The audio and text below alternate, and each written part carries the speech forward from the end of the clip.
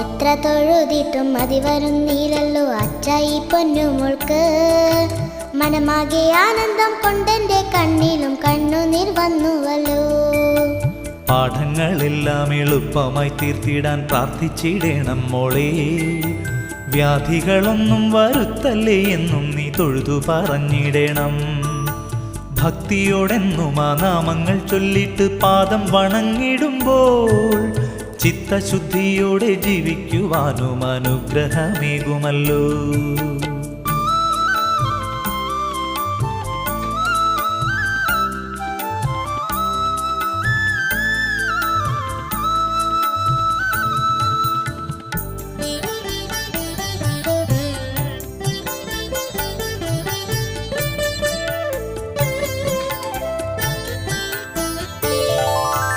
ഏട്ടനെ പോലെന്റെ കൂട്ടിനായി വന്നിടാൻ ശ്രീമുരു